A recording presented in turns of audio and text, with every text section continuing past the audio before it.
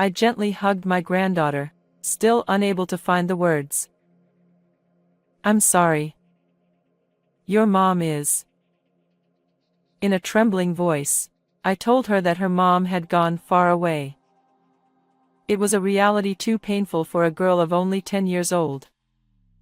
Whatever her reaction was, I was determined to accept it. When my granddaughter learned what had happened to her mother, she suddenly broke the picture frame in the living room. The acrylic picture frame contained a family photo of me, my daughter and her husband, and Ami. The four corners of the frame were only fastened together, so even the slightest effort by a young girl could cause the frame to fall apart.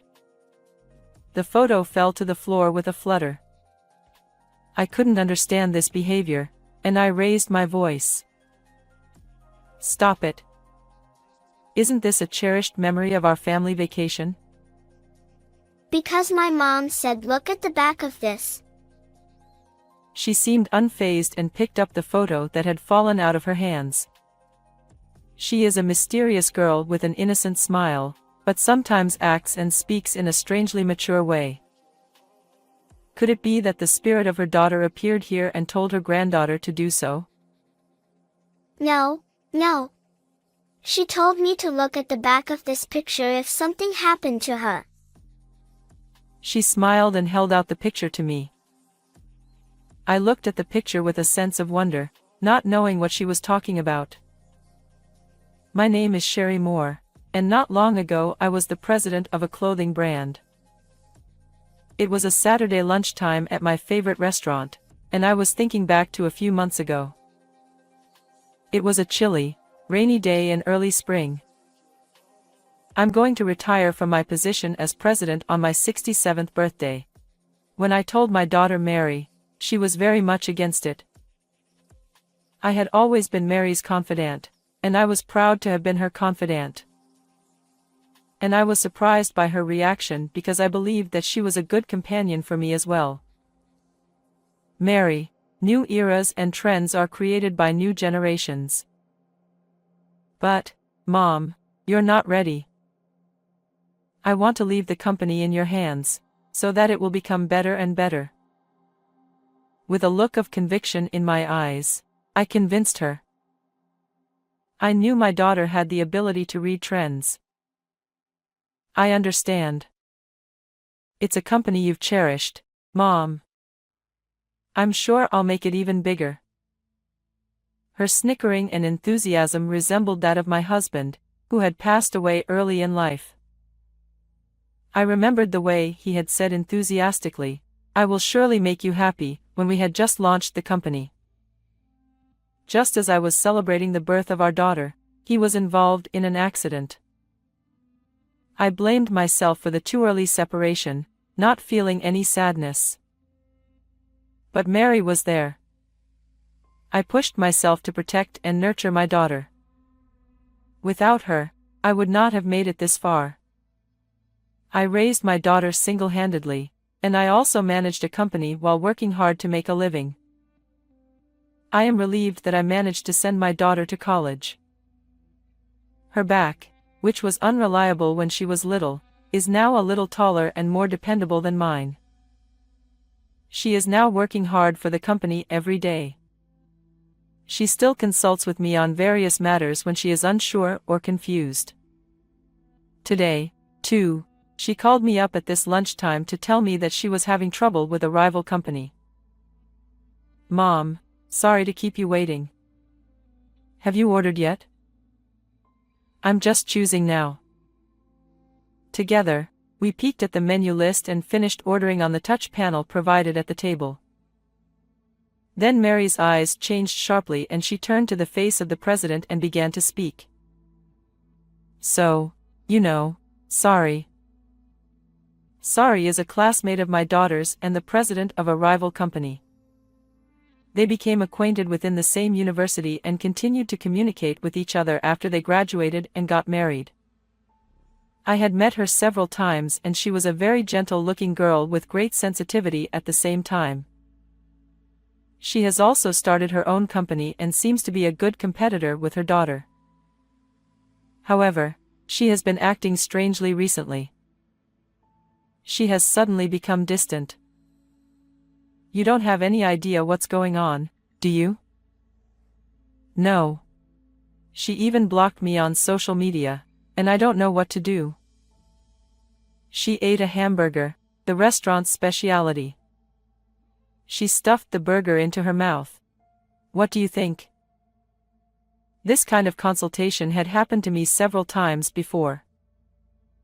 But neither I nor Mary thought that her best friend from school days and her would become estranged friends. It would have been better if they could have met and talked, but apparently that is not easy for them either. And David, too, sort of.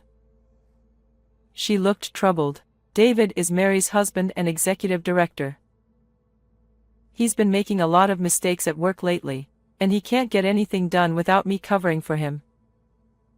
Is that so? Not at all. He forgets to bring documents to meetings with clients, arrives late for meetings with his hair in a sleeping habit. David's stories of failure continued, and Mary found them stressful. I am grateful to you, Mom.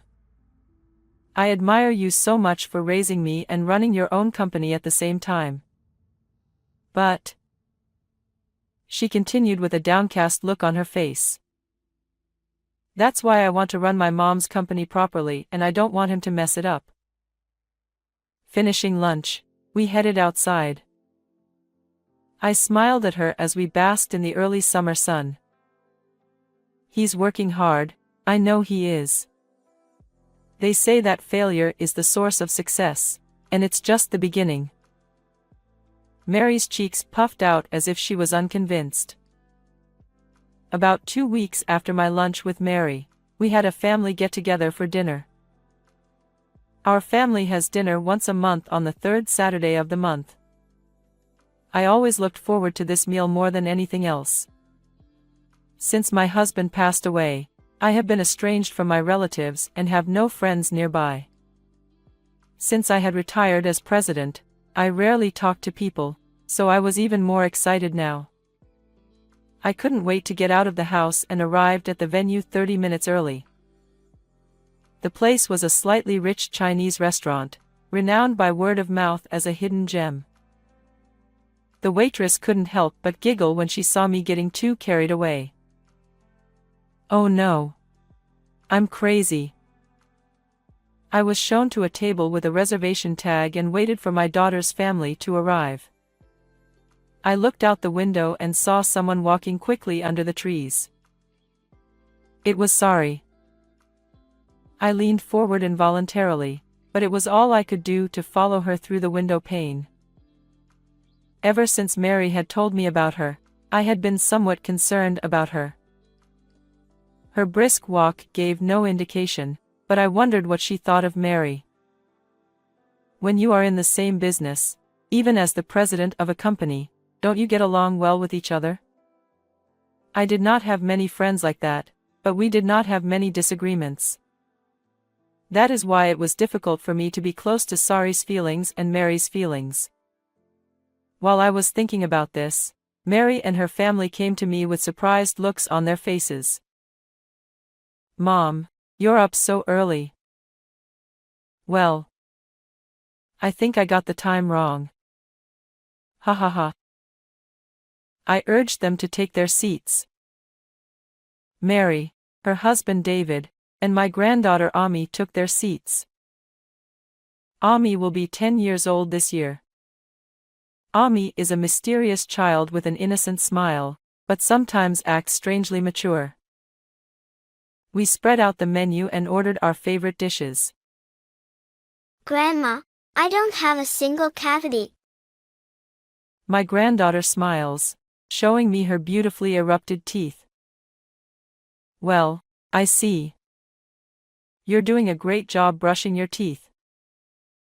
Yes. I brush my teeth in the morning and at night. Ami turned her head away from her chest. She looked so cute that I felt relaxed watching her. Dad, you're an adult and you have 6 cavities. She glanced at David and giggled. Hey, hey, don't tease the grown-ups too much. As he said this, he too smiled. I had heard that David had been making a lot of mistakes at work, and I had expected him to be depressed or something. However, he showed no such signs and was smiling from beginning to end. I was worried that he and Mary might not be getting along well, but they were chatting and laughing. You brush your teeth too, Dad. I do. I even use an electric toothbrush. The three family members seemed to be enjoying each other's company, laughing at each other's trivial talk. I thought that I didn't have to take Mary's words so seriously. Meanwhile, the food arrived. On the table were the dishes the four of us had chosen, as well as stir-fried rice noodles, stir-fried green vegetables, and a large plate of salad. Eat a lot of food, everyone. Mom. We can't eat this much. Don't worry about it. You don't have any likes or dislikes, do you, Ami? I don't like green pepper. Is there green peppers in this stir-fry? When she looked at the food suspiciously, David laughed funny. Even you don't like green peppers, Dad. I know that. The kid pointed out my son-in-law, and Mary and I both went funny and laughed. I thought I saw an unexpected side of David. Oh, no, that's not true. He laughed shyly and began to eat his rouleau rice. In the midst of the friendly atmosphere, I looked around the restaurant.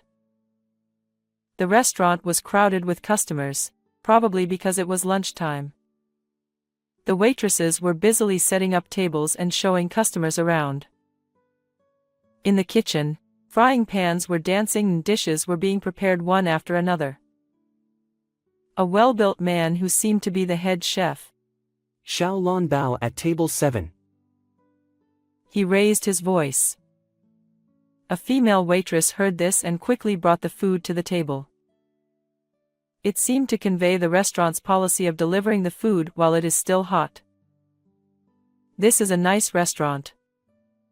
The food is excellent, I said after taking a sip of tea. Yes, it has a nice atmosphere. But I think my wife's cooking is the best. Hey, what are you saying? She said with a shy laugh, but she seemed a little happy. What a smiling sight, I thought, and then my granddaughter opened her mouth. Liar. At that moment, the adults present froze. I could no longer hear the bustle in the restaurant, and a strange quietness overtook me, as if the sound had disappeared. The three adults stared at Ami. Ami, what did you just say? I asked my granddaughter with a drawn-out smile. I said Dad's a liar. He always leaves Mom's dishes uneaten. No, no. It's because I eat too many snacks before dinner. As he awkwardly defended himself, Ami gave him a skeptical look. However, her innocent expression soon changed and she laughed. Really? Dad, you shouldn't do that. You're right, Ami is really patient. From now on, no snacks for Dad. Oh, no, of course not. We immediately burst into laughter, and the three of us were back to smiling. Before we knew it, we could hear the sounds around us, and it seemed as if the lively atmosphere had returned. After eating apricot pudding for dessert, the dinner ended without a hitch. On my way home, I reluctantly said goodbye to Mary and the others, and we exchanged greetings. Thanks for the food, Grandma. Bye-bye. See you later, Ami. She ran off in the opposite direction of the road I was going home, waving her little hands in the air. I wondered what my granddaughter had been like today, and I noticed that both Mary and David were smiling as if to cover it up, saying, "She's always like that. Mom, we'll see you next month." We'll treat you next time. With that, the two of them disappeared into the hustle and bustle with my granddaughter. As usual, they dined together in a pleasant mood and chatted happily. As we parted, I felt the same sense of reluctance in my heart as usual. However, I feel as if I have developed something that bothers me like a thorn in my heart. Mary and I exchanged "see you next month" greetings, but this was unexpectedly betrayed. Within a few days after the dinner, my daughter was involved in a traffic accident. I rushed to the hospital, but it was already too late. She was only 38 years old. I couldn't believe it. Why did she? She was lying in the hospital bed with her eyes tightly closed, and David came in and quickly went out into the hallway, but it was not my imagination that I could hear his sobbing voice. Both he and I were saddened and could not say anything for a while. David, who had regained his composure earlier, told me with a tear-stained face, "I'm sorry. I have a meeting in a few minutes. Can you pick up Ami and take her home?" "Well, do you have a meeting?" "Also, I think I'm going to be flabbergasted and will be out of the house for a while, so I need you to take care of Ami for me." I said. "Okay." It was all I could say. As he left, I watched him go. I was stunned by the suddenness of the event. I was not strong enough to act as quickly as he did after losing a loved one. The days I had spent with my daughter passed through my mind in an instant. I almost overlooked the fact that my granddaughter was among them. Right now, Ami is leaving school at this time and does not know about this yet. How should I tell her about her mother's death? Puzzled, I decided to go to my daughter's house. Using the duplicate key in the mailbox, I entered the house and began preparing to take care of Ami. Soon after, Ami came home. Grandma? She must have seen me and guessed something. She put her pastel-colored bag down in the living room and approached me. She was staring at me curiously, without her strikingly innocent smile. I hugged her gently, still unable to find the words to say. "Ami, I'm sorry. Your mama is." In a trembling voice, I told her that her mother had gone far away, a reality too painful for a 10-year-old girl. Whatever her reaction was, I knew I had to accept it. However, she slipped out of my arms and picked up a picture frame displayed in the living room. In the acrylic picture frame was a family photo of me, my daughter and her husband, and Ami. "Ami?" She stared at it for a moment and then suddenly broke the picture frame. The photo frame, which had only 4 corners fastened together, came apart immediately with even the slightest effort by the young girl. The picture fell to the floor with a flutter. I couldn't understand what she was doing, so I raised my voice. "It's a precious memory of our family vacation, isn't it?" Because Mom said to look at the back of this picture. Ami seemed unfazed and picked up the fallen photo. Did the spirit of her daughter appear here and tell her granddaughter to do so? No, no. She told me to look at the back of this picture in case something happens to her. She smiled and held out the picture to me. I looked at the photo with some trepidation, not knowing what she was talking about. When I turned it over, I saw that in Mary's handwriting, she had written, "My husband is after me." I could see that she was trying to convey something in her scribble. What does it mean that her husband, David, is targeting her? I don't remember hearing anything like that from Mary. Did only Ami and Mary know about this? Is there any connection between this message and Mary's death? Did David kill Mary? He had never shown any sign of such a thing, and just a moment ago he was in the hospital with me, mourning Mary's death. Various thoughts were going around in my head, and I was at a loss for words. Then, David came home, mumbling and blabbing. Oh my God. I can't believe I left my files here. I took the opportunity to catch him and question him. David, I need to talk to you. Please come this way. No, I have a meeting. He seemed to want to avoid talking to me. He looked as if he was trying to hide something or knew something he did not want me to know. I held up the message on the back of the photo in front of his eyes as he was about to leave. What is this? He looked it over quickly. Jeez. He muttered quietly. He instantly looked away. I pressed him further. Answer me. These letters are written by Mary. I don't know. My wife is dead, and what is this naughty prank? Mary told Ami to look at this if something happened to her. How come you don't know? Mary gave Ami a message.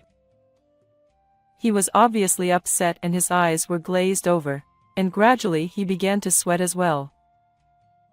I tried to get him to tell me what was going on, but he just kept saying he didn't know. At that moment, Ami said from the side. No wonder Dad doesn't know. Neither Mom nor Dad talk about anything at home. Ami, stop it. Mom told me.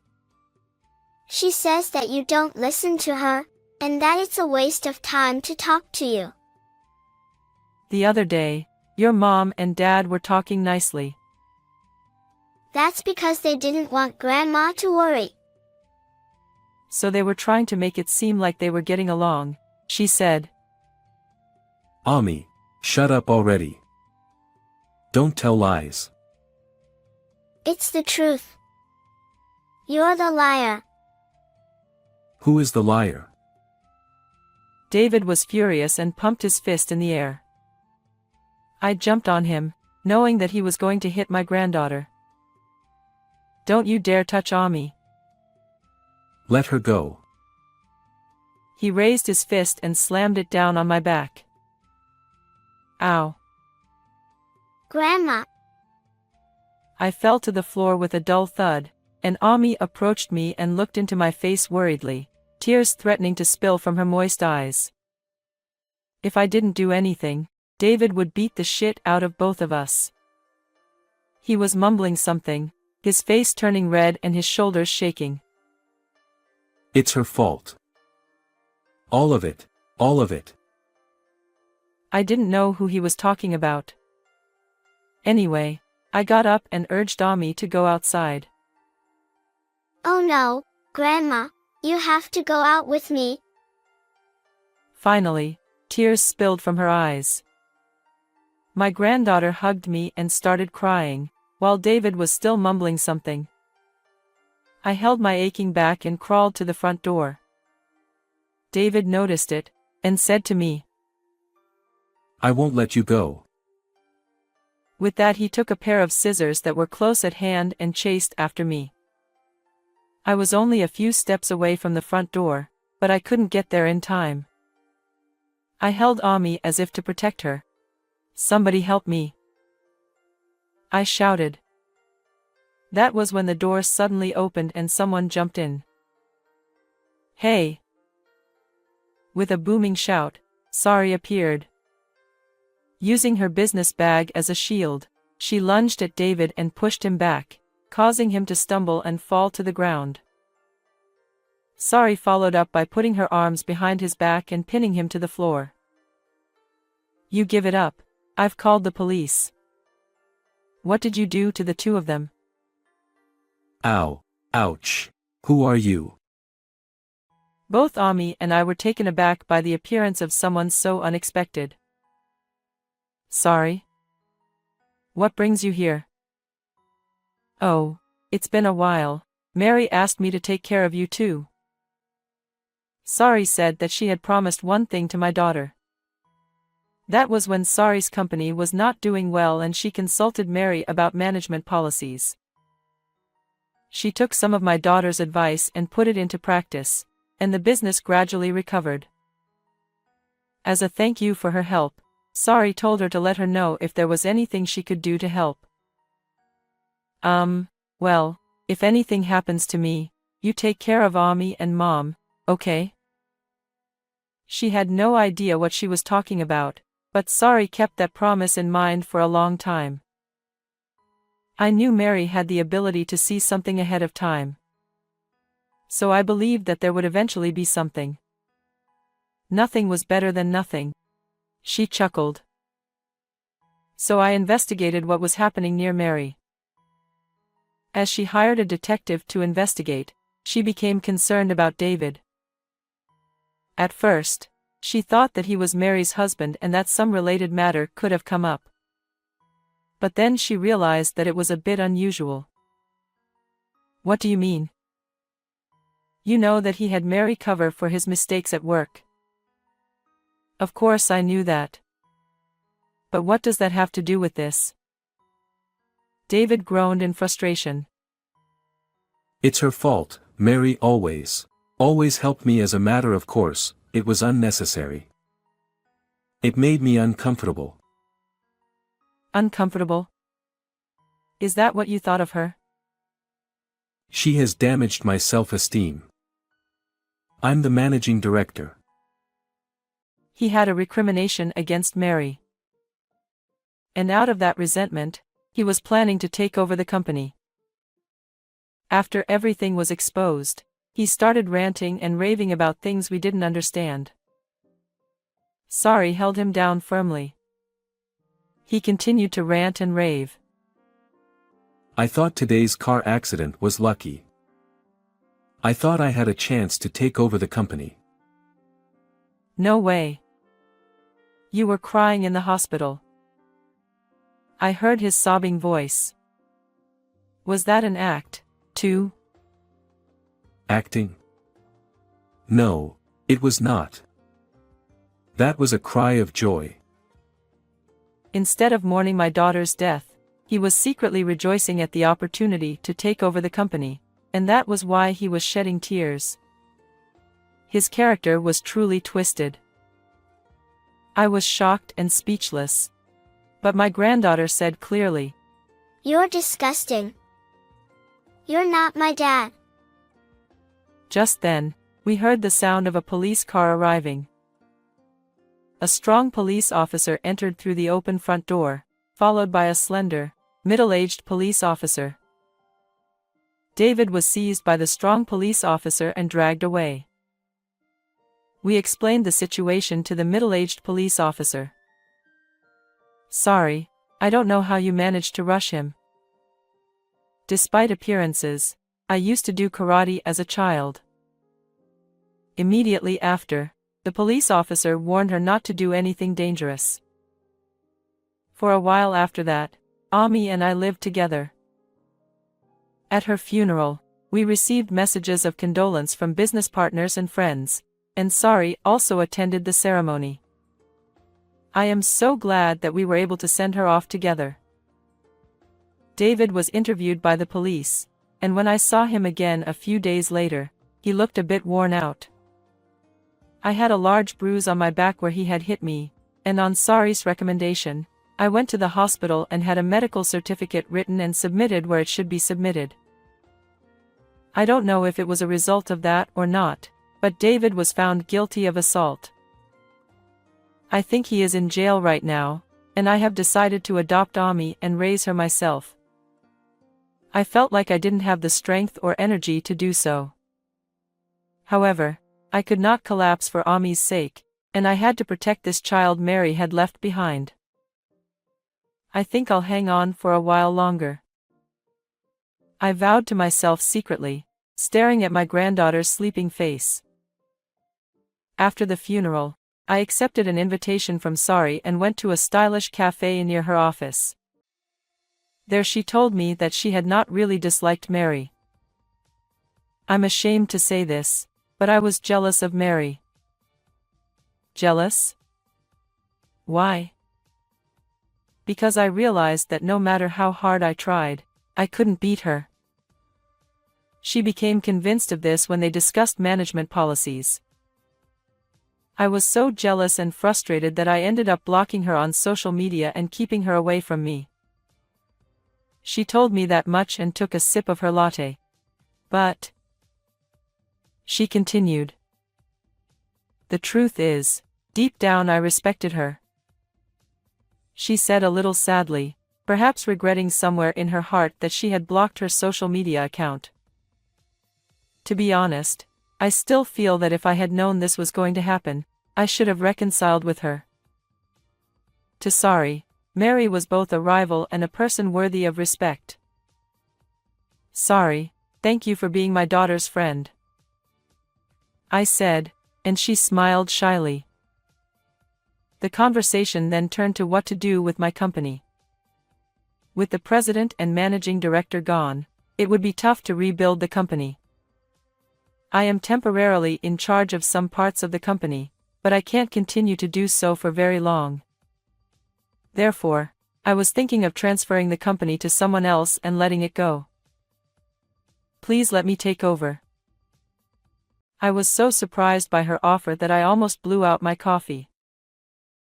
I had never thought that Sari would say such a thing. But I know it's a lot of work. But I also want to preserve the company that Mary and you have cherished so much. Please let me take care of it, please. She bowed deeply. I hesitated. But her enthusiasm pushed me to leave it to her. I understood. I will try to move our board meeting in that direction. Oh, thank you very much. This brought her and I closer together, and we had dinner together again a few months later, and she is like a real daughter to me. Ami, on the other hand, has had to leave her parents, but she doesn't seem to care much about her father. As for her own mother, she has managed to accept and live in the past few months. Actually, I still can't believe my daughter's death either, but I still decided to look forward and live my life. Around this time, Sari also comes to our house to visit and pray over Mary's remains. She also became good friends with Ami and they started going out together more often. At the restaurant where she had lunch with Mary, today the three of us are enjoying a date together. Sorry, I don't have a single cavity.